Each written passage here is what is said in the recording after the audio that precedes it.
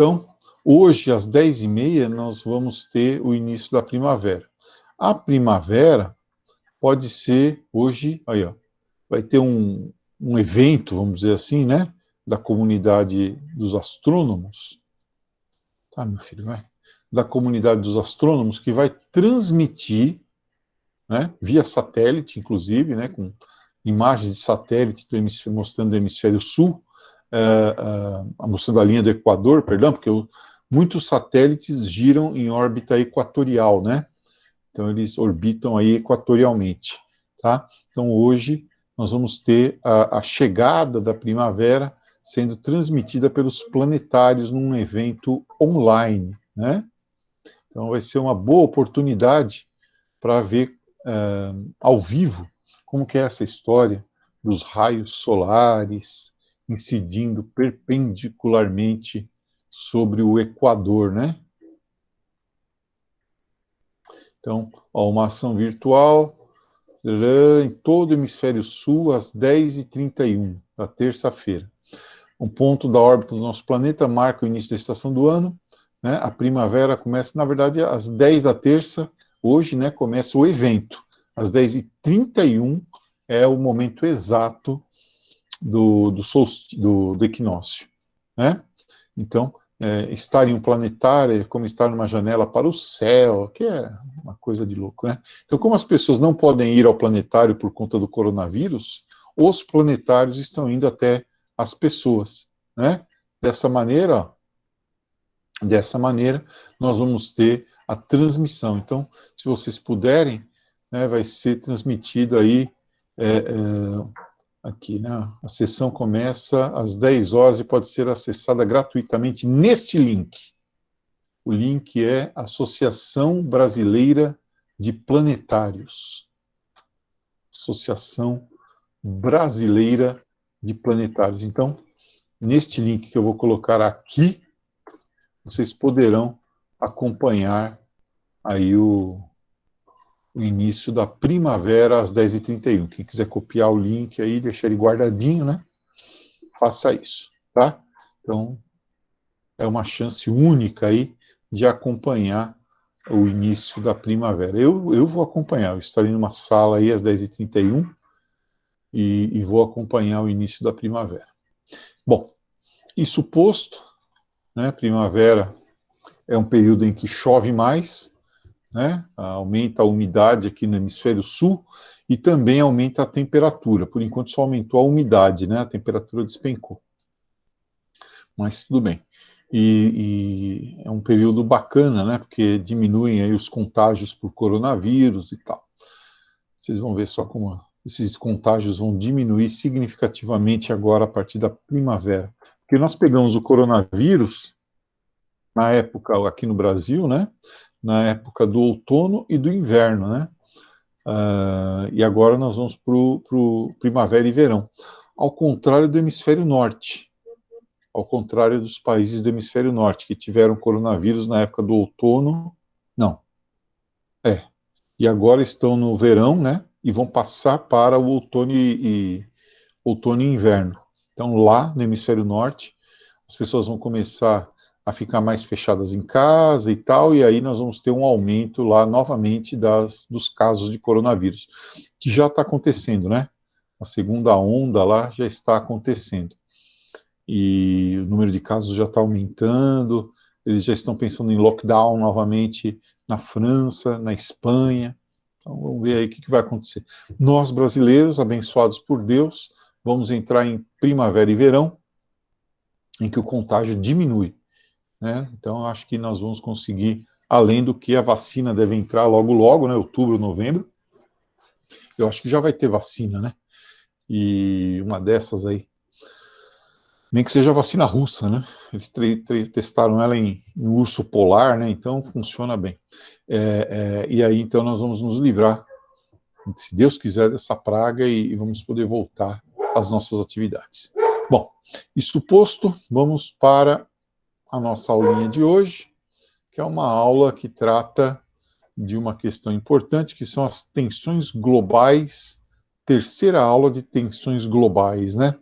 Veja, essas aulas de tensões globais falam sobre aqueles conflitos de, digamos assim, de baixa, né, de baixa intensidade, conflitos de baixa intensidade, e também conflitos locais, né, conflitos que não despertam muita atenção da mídia, ainda mais o primeiro grupo de conflitos que nós vamos ver hoje, que são os conflitos na África, né?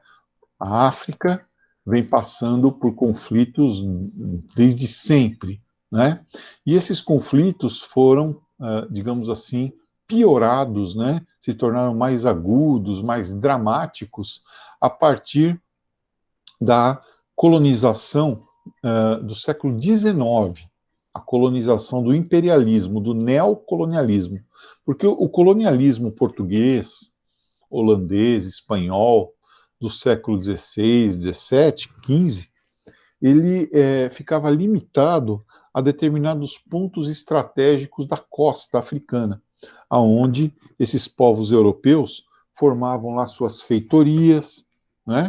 E a partir daí eles comercializavam ali com os grupos africanos, comercializavam escravos, ouro em pó, enfim.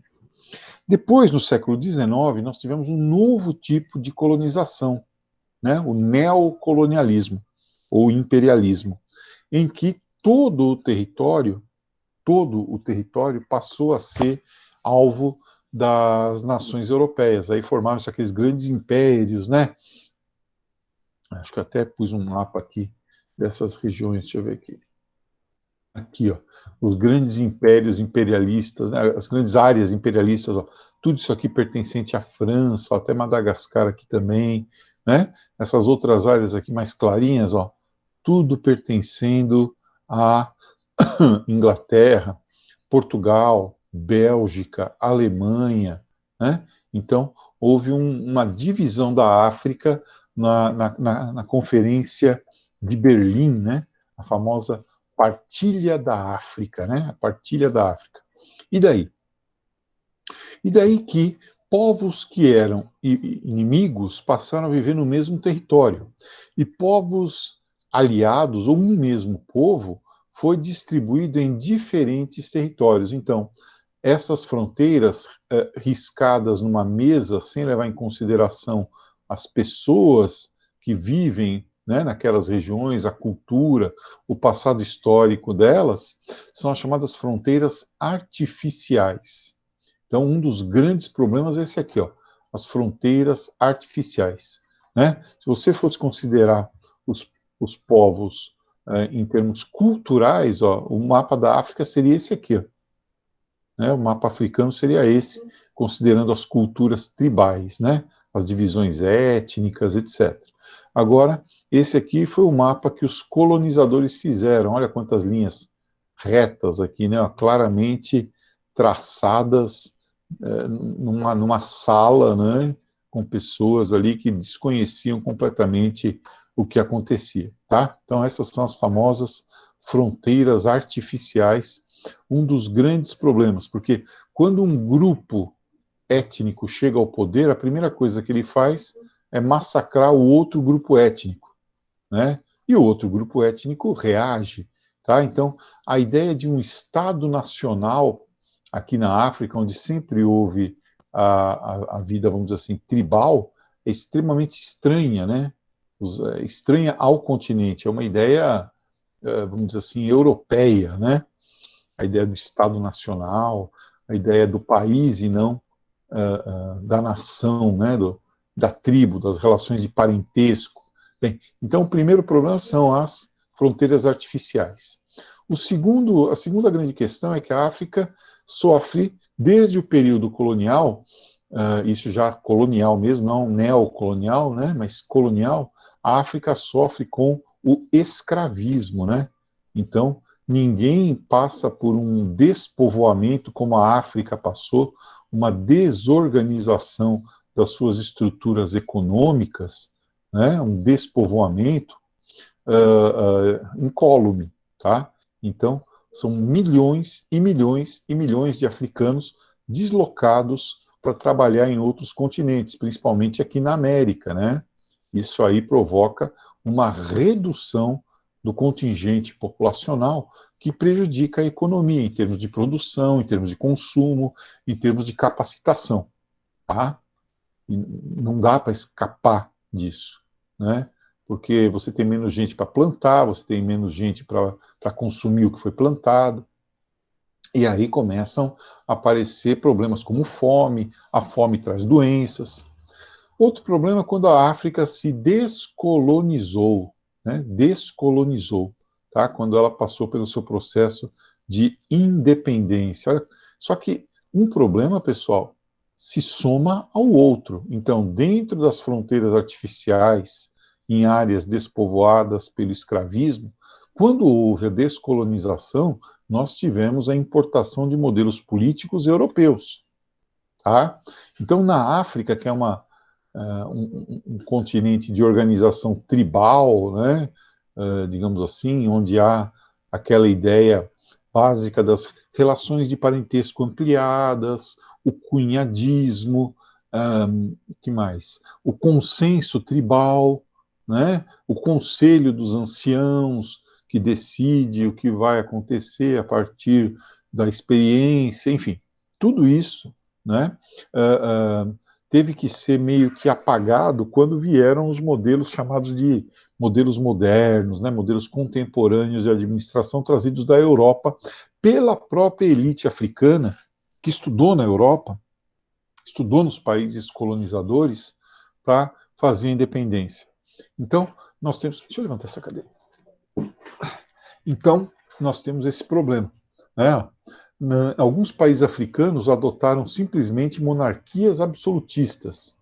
Gana, por exemplo, né, passou a ter um rei, né, um rei. Teve outro país lá, o Zaire, né, República Democrática do Congo, que também adotou uma monarquia absolutista do Mobutu Sese Seko Ngbendu Agabanga, né, era o nome completo dele.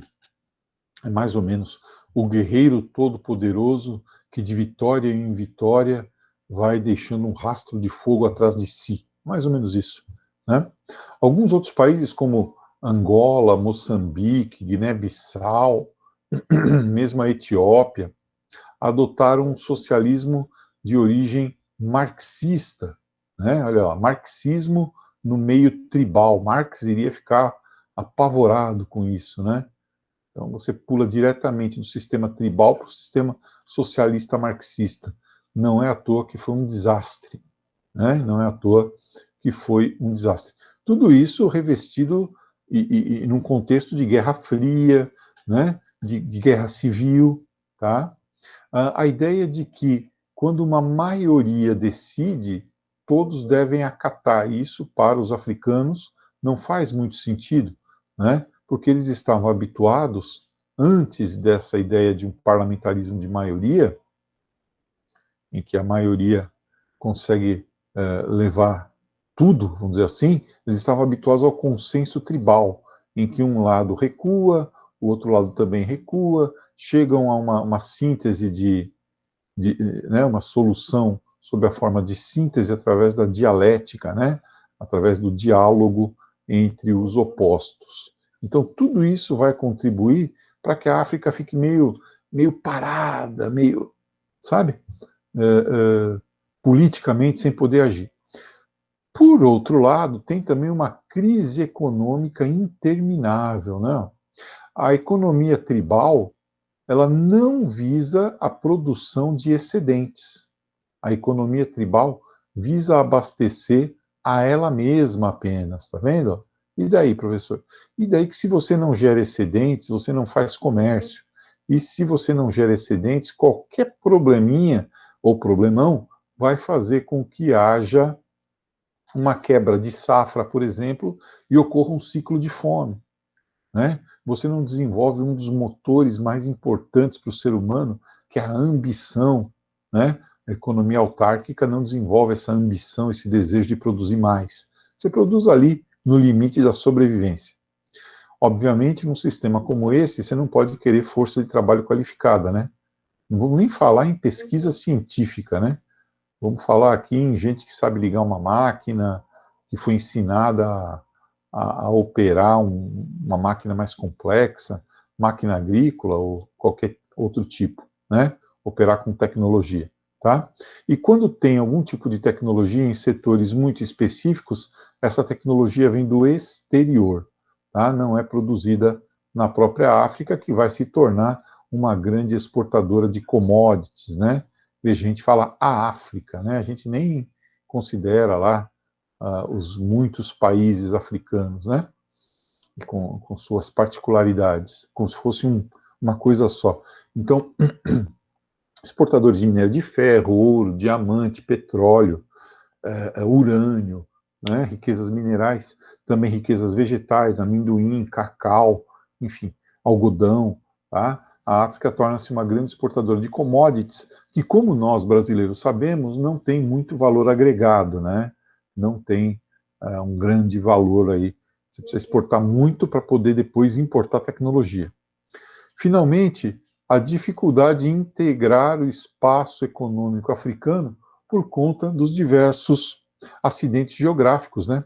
Dois grandes desertos, o maior do mundo, o deserto do Saara, né, que é do tamanho dos Estados Unidos, mais ou menos, tá? Ao sul, o deserto de Kalahari, a floresta equatorial do Congo, né, na África Central, tá? Na África Central. O litoral africano, por ser muito velho, ele é muito batido pelo mar, ele sofreu muita abrasão, né? Então ele é alto, né? Tem poucos portos assim para você poder fazer comércio externo, né? Então, um litoral pouco recortado, elevado, tá? Isso faz com que a África não tenha também uma possibilidade muito grande de comércio de cabotagem, né? Aquele comércio que vai de país em país através da costa. Eu poderia somar aqui ainda a questão dos rios navegáveis, né? Os rios navegáveis lá são poucos, os grandes rios. O rio Congo, o Nilo, o Níger, sei lá, o Limpopo, mas são poucos rios, né? Também dificulta a navegação interna, tá? Então, esse conjunto enorme de problemas é que vai impedir aí a África de conseguir se desenvolver, né? Ainda na África, nós temos uma questão que é o fundamentalismo islâmico.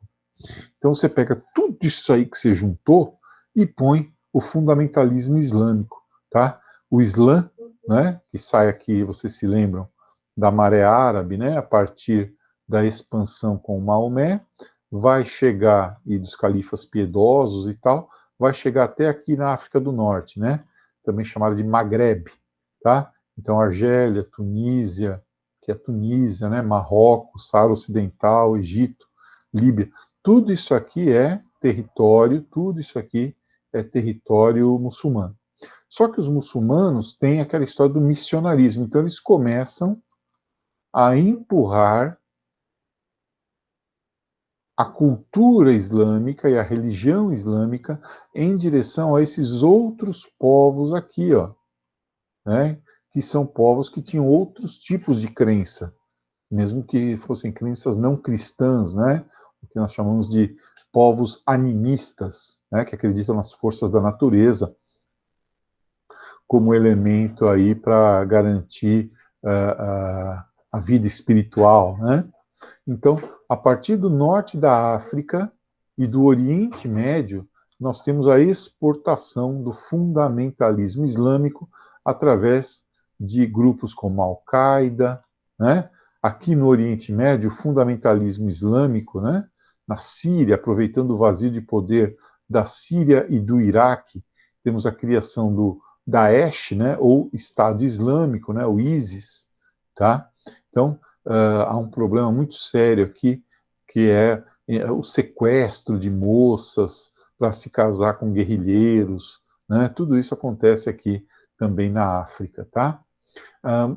Vamos lembrar a Al-Qaeda, né? Vocês se lembram da Al-Qaeda? Ela lançou um ataque de enormes dimensões no dia 11 de setembro de 2001, né? Lembra? O ataque às Torres Gêmeas, que motivou a famosa Guerra ao Terror, que acabou provocando a invasão do Iraque, a invasão do Afeganistão, né, que na verdade é uma briga para se apoderar, né, para os americanos se apoderarem das reservas de petróleo do Oriente Médio. né? O próprio Daesh, né, lançou uma nova forma de fazer terror, pegando áreas vazias, tentou se formar como um Estado, né, ó, tomando o poder político aqui no norte da Síria, né, pegando um pedacinho do Iraque, mas logo eles foram derrotados, né, o Daesh já não existe mais como Estado Islâmico, né, existe como grupo disseminado e organizado em células ao redor do mundo, tá?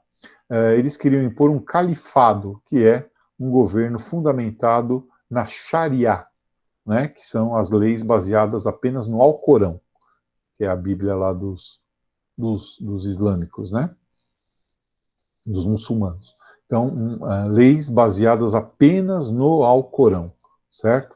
E eles acabaram sendo derrotados enquanto Estado, mas acabaram também, por outro lado, se espalhando aí pelo mundo, sobretudo aqui na Europa, né? Sobretudo aqui na Europa. E esse medo do terrorismo é tão forte que acaba, inclusive, sendo uma das justificativas para o Brexit, né? Para a saída da Inglaterra da União Europeia. Outro, veja aqui, ó, outro mapinha que eu trouxe, tá em francês aqui, né, mas dá para entender, né? 6 países desestabilizados pelo terrorismo islâmico, né? Ó, então, a ação de terroristas islâmicos na Mauritânia, no Mali, Burkina Faso, a capital de Burkina Faso é esse aqui, ó, Ouagadougou, a Nigéria, o Níger, o Chad, tá? Então, de norte para sul, como eu havia mostrado para vocês, né, a ação de terroristas islâmicos, ó, com 25 mil soldados, olha aqui, ó, que é o número de soldados que eles podem opor aos países, né? Tá, 80 mil soldados na Nigéria, tá? Então há um problema muito sério aqui envolvendo esses caras. E o problema é que esses países também são produtores de petróleo, né? Produtores de petróleo. Tá? Eles agem tanto na zona do Saara quanto na zona do Sahel, né? O Sahel africano, que é a zona de expansão do deserto do Saara. Tá? Então, há um problema muito sério aí de expansão do fundamentalismo islâmico em direção à África Central e Sul da África. Depois, a última questão, né, que nós temos nessa aula são as relações entre Cuba e Estados Unidos. Né? Daí vem novamente o elogio que eu faço ao material do ângulo. Né? Em sociologia, nós estamos falando sobre a Ioani Sanches, né? Ontem falamos sobre ela, falamos sobre o Julian Assange, e hoje nós temos em geografia, olha lá, meio que reforçando e apresentando outros aspectos, né, dessa complicada relação entre Estados Unidos e Cuba, como se dá a questão do embargo, toda a historinha aqui do que aconteceu. Vamos lembrar então. Cuba sempre foi o bordel dos norte-americanos, né? Desde o início do século XX, né? Os cubanos sofriam muito com o atraso econômico, com governos corruptos, sendo que esses governos, essas ditaduras, né, eram apoiadas pelos Estados Unidos. Então, os muito ricos dos Estados Unidos tinham cassinos lá em Cuba, hotéis lá em Cuba, eles passavam o tempo deles em Cuba. A cachorra está tentando abrir o portão com o focinho. Muito bem. Aí, em 1959, ocorreu a Revolução Cubana, que levou ao poder o Fidel Castro, Che Guevara, né, aquela turma toda, Camilo Cienfuegos. Bem, conforme os Estados Unidos foram isolando Cuba, no contexto da Guerra Fria, Fidel Castro e o irmão dele, o Raul, foram se aproximando da União Soviética. Era mais ou menos um caminho natural, né? Era mais ou menos um caminho natural diante do boicote norte-americano aos produtos cubanos. O resultado disso foi que, em troca do apoio que os soviéticos davam aos cubanos, eles começaram a instalar mísseis de médio alcance lá em Cuba. inclusive mísseis nucleares, né? Inclusive fazendo com que, vamos dizer assim, né, se esses mísseis fossem disparados, todas as cidades norte-americanas com mais de 100 mil habitantes seriam atingidas antes que o sistema de defesa norte-americano fosse ativado, né, entrasse em funcionamento. Então, iria provocar um desequilíbrio no contexto da Guerra Fria.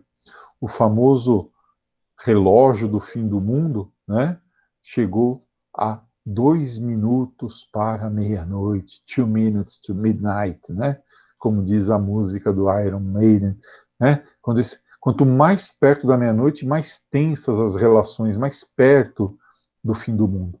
Então, o que nós tivemos aí foi quase uma guerra civil, uma guerra nuclear, né, quase uma guerra nuclear acontecendo.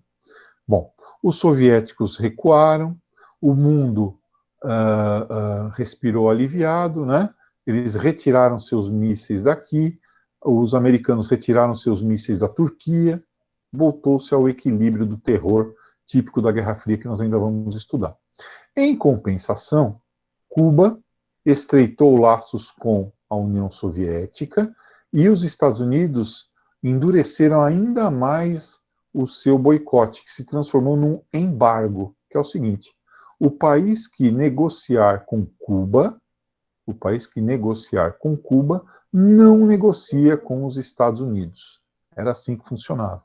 Tá? Então, Cuba voltou-se totalmente para os países lá da Cortina de Ferro, né? Investiu muito em educação, saúde, segurança, tal. Bom, e assim foi. Em 1990, 91, acabou a União Soviética, vocês lembram, né?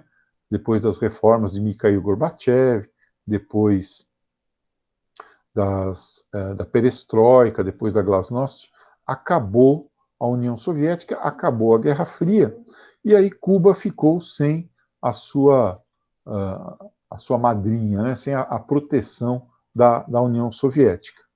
Muito bem, uma crise terrível se instalou em Cuba, mas terrível mesmo, tá? Com racionamento de todo tipo de produto, né? Os cubanos, ainda enfrentando o embargo norte-americano, tá? Tiveram que fazer algumas reformas internas. Então, eles passaram o final do século XX e o início do século XXI até a morte de Fidel, tentando ali sobreviver. Quando Fidel Castro morreu, o irmão dele, o Raul Castro, aproveitou-se, né, do momento histórico que estava acontecendo. Lá nos Estados Unidos, nós tínhamos a presidência do democrata Barack Obama. Então, Estados Unidos e Cuba normalizaram suas relações diplomáticas. Aqui eu escrevi diplomáticas, eu escrevi diplomacia e virou diplomácia. Mas tudo bem. Né, suas relações diplomáticas, tá? Embora comercialmente o embargo comercial continue, né? Economicamente o embargo comercial continua. Mas ele continua afrouxado, reduzido. Quer dizer, alguns produtos foram retirados do embargo comercial, né? Então, petróleo, produtos ligados aí à indústria farmacêutica, né? Então, tudo isso aí foi retirado do cardápio, né, vamos dizer assim, de medidas de embargo. Tá? Então, houve um acordo aí. Mas, na verdade, né, os parceiros estavam pensando em outra coisa, né? Quando eles normalizaram as relações diplomáticas, né, o Raul Castro, de Cuba, estava pensando no fim do embargo, né? E os Estados Unidos de Barack Obama estavam pensando no fim da Revolução Cubana, tá? Mas tudo bem, né? Na diplomacia é assim mesmo.